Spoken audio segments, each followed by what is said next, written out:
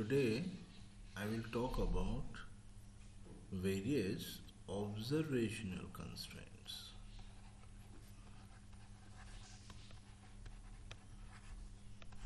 Observational constraints for our study of stars, right? For studying our stars.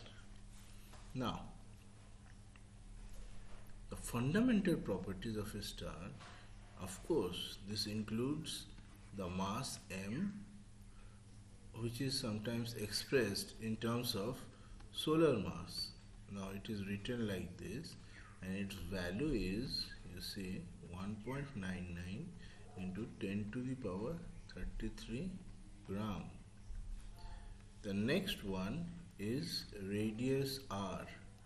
Again, this one is sometimes expressed in terms of solar radius, say 2 solar radius, 3 solar radius, 1.5 solar radius, or so on. And the value of solar radius is 6.96 into 10 to the power 10 centimeter. The next fundamental property is luminosity, okay, L, which is basically the rate at which the star radiates energy into space. And as usual, this is also expressed in terms of solar luminosity. You see, Sun is the nearest star to us, and Sun is a very essential factor for our survival as well.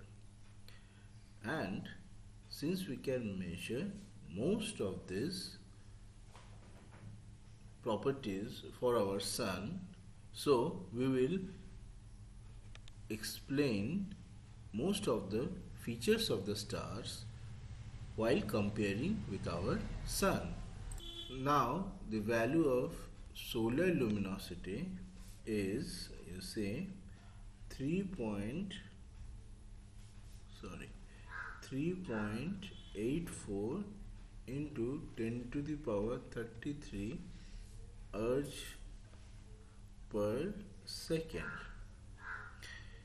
The fourth fundamental property is the effective temperature, T effective. Now, this is defined as the temperature of a black body with the same energy flux at the surface of the Sun. This is important. This is measured at the, basically we are talking about the surface effective temperature, and is a good measure for the temperature of the photosphere. Now you see, from the definition of the effective temperature, which we just defined as that of the temperature of a black body with the same energy flux at the surface of the star, we can write down the luminosity as 4 pi r square into sigma T effective to the power 4, right? So this is the area and this is the total flux emitted. Fine. Now, in addition to that, so previously we talked about mass, then radius, then luminosity, and then effective temperature, right? So we talked about these 4 fundamental properties. Now also we would like to know the chemical composition of the star. Now, stellar compositions, which means what the star is made up of, what is the percentage of the various elements. Are all the elements present in the star, or there is dominant part of some of the elements and the others are very rare? And if it is so, the first thing, why is it so? The second thing is, what is the consequence for such type of composition? Okay, Now, you see, the stellar compositions are usually expressed. So, the next is composition.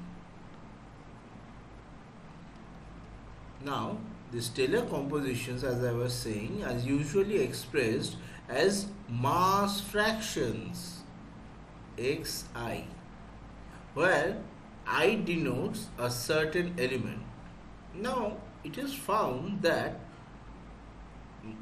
most of the stars, majority is that of hydrogen and followed by helium, and then the others are in scarce amount. So this is what I was saying. So this is the real scenario. Majority is hydrogen, then we have helium and very scarce amount of heavier elements. So for hydrogen we use this mass fraction X symbol. For helium we use Y symbol, and for all heavier elements or metals we use the Z symbol. So what does this mean? This means that, of course, since we are calling them mass fraction, so of course we will have X plus Y plus Z equal to 1. Let me rub this. Yes, let me rub this. So I was saying X plus Y plus Z is equal to 1. Right. Now, another very fundamental property is the rotation rate of the star. How fast the star is rotating. And this is expressed either in terms of the rotation period, which is denoted by this, or the equatorial rotation velocity, which is V equatorial. Okay. Now we will come to this later on in our course. It is also important to know that astronomical observations can yield information about these fundamental stellar quantities. The first is the photometric measurements.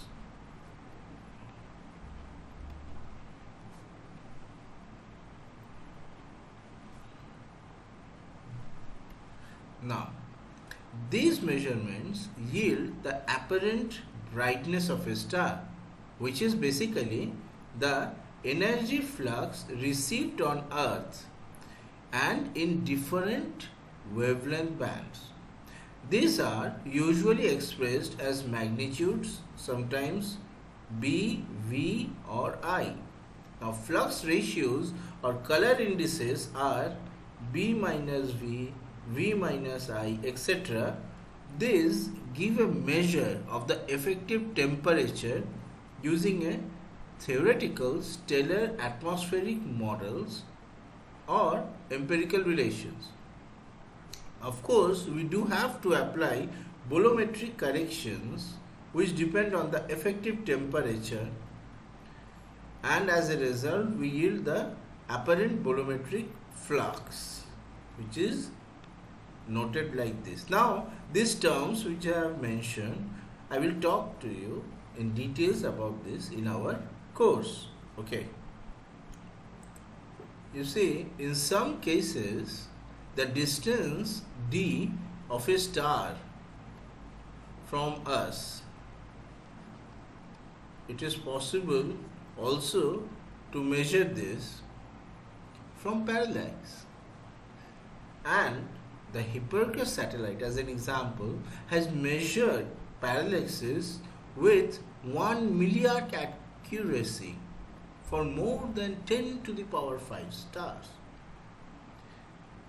You see, the luminosity, which we have written before, then follows from L is equal to this one into the F bolometry, and the radius from the previous equation if we measure the effective temperature. So what I mean to say is that if we measure this distance, we know this distance, this effective flux, volumetric correction flux, then previously we also wrote the same expression for L as, you see, 4 pi r square into sigma T effective to the power 4. So if we know this, then we will be able to know this one, and from this relation, if we are able to know the effective temperature of the star, then we can determine the stellar radius. Okay, fine. Now, an independent measure of the effective temperature, this quantity, can be obtained from interferometry as well. Now, this technique, so we are going to talk a little bit about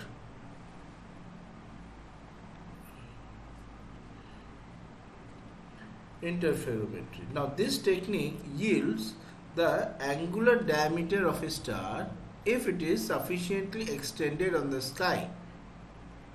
That is, the ratio theta is equal to R by D, together with the measurement of F volumetry. This can be seen from the previous expression here to yield this relation.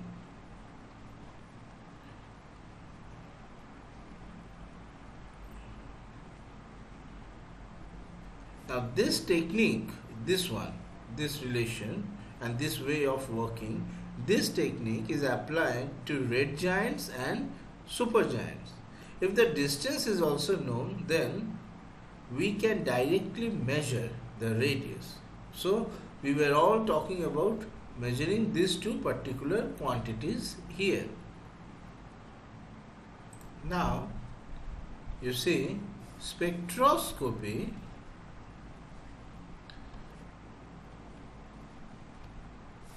at sufficiently high resolution, they yield detailed information about the physical conditions in the atmosphere, stellar atmosphere. With detailed spectral line analysis, so what we are going to talk about? So basically, spectral line analysis using stellar atmosphere models, we can determine the photospheric properties of a star. And what are they? The effective temperature, the surface gravity, effective temperature, the surface gravity, okay, the surface abundance of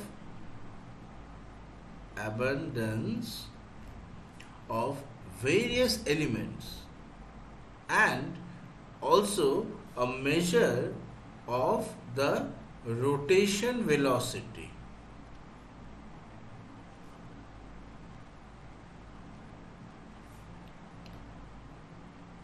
Now also, sometimes for some stars, the properties of the stellar wind can be determined. Basically, we are going to talk about mass loss rates. Now, this one in particular, I'll talk about it when I talk about hydrodynamics later in the course. One of the most important fundamental property is the mass, right? Now, unfortunately, it cannot be measured directly for a single star, and of course we don't know the reason. They're very far away, and it is not just tomato or some vegetables which we can measure while putting on a weight scale, right? Now, to measure stellar masses, we need techniques. One of the technique is basically using binary star system, which show radial velocity variations for spectroscopic binaries. Now, radial velocities alone can only yield masses up to a factor of sin I, where I is the inclination angle of the binary orbit. Now, to determine the absolute mass values, one needs information on I either from the visual orbit, basically visual binaries, or from the presence of eclipses or eclipsing binaries. Now, in particular, for so-called double-lined eclipsing binaries, in which the spectral lines of both the stars vary, it is possible to accurately measure both the masses and the radii. And when I am saying accurately measure, I am talking about 1 to 2% of accuracy.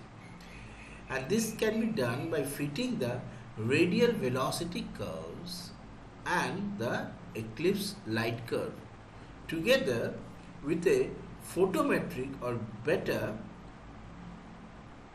spectroscopic determination of T effective. So basically we can do a better measurement of effective temperature and also the luminosity of such binaries. And this can be done independent of the source. Now this is basically, these measurement techniques are part of astronomy, and if time permits, I'll talk about these techniques because our course is mostly on astrophysics, and that is the part where we will be concentrating the most.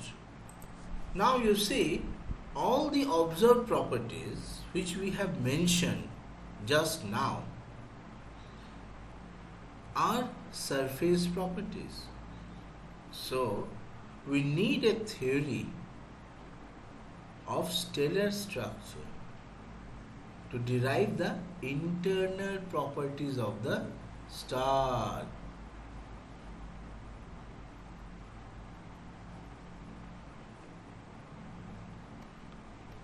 Previously we have surface properties.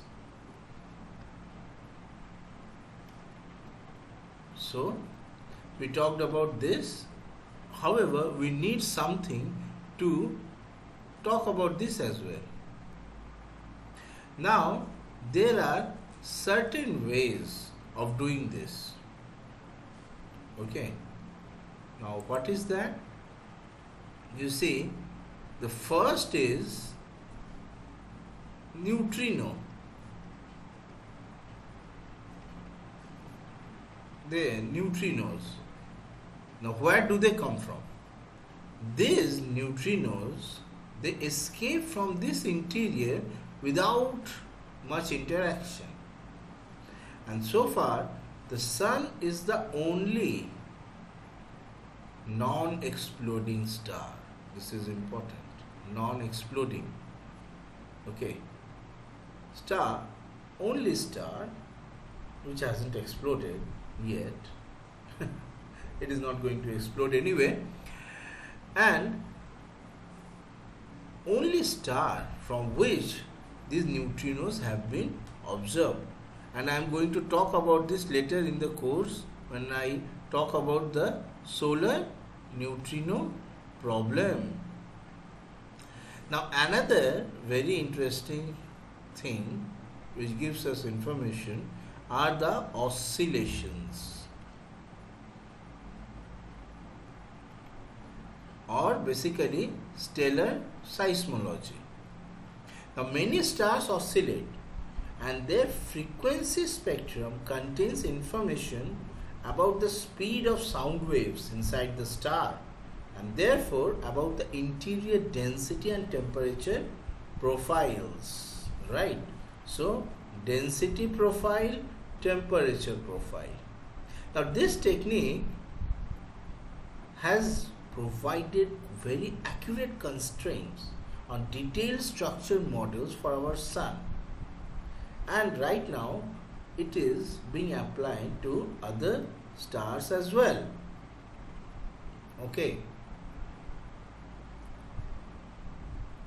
You see, the time span for any observation is much smaller than a stellar lifetime. So, observations are like snapshots in the life of a star. The observed properties of an individual star contain no direct information about its evolution. The diversity of the stellar properties, you see, radii, luminosities, surface abundances, does however depend on how stars evolve, as well as the intrinsic properties as well, which is mass, initial composition. Now, properties that are common to a large number of stars must correspond to long-lived evolutionary phases and vice versa, right? Only by studying samples of stars statistically we can infer the relative lifetimes of certain phases, which will provide another important constraint on the theory of stellar evolution. So, time span.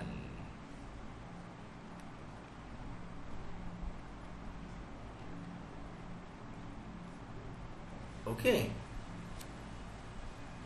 Now it is interesting to note that the observations which I was talking about, basically observations, right?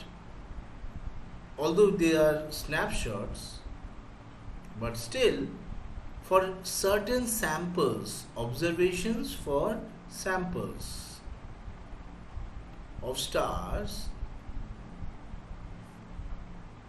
they have revealed some information. Such very interesting features. We have been able to observe correlations between stellar properties, which later on we will see that our theory of stellar evolution is really able to explain. Now, most important, I am going to talk about only a few, are the relations between the luminosity and effective temperature, which is revealed by the HR diagram, and also the relation between mass, luminosity and radius. So these two are observed from sampling of various stars, and we will talk about it later in our course.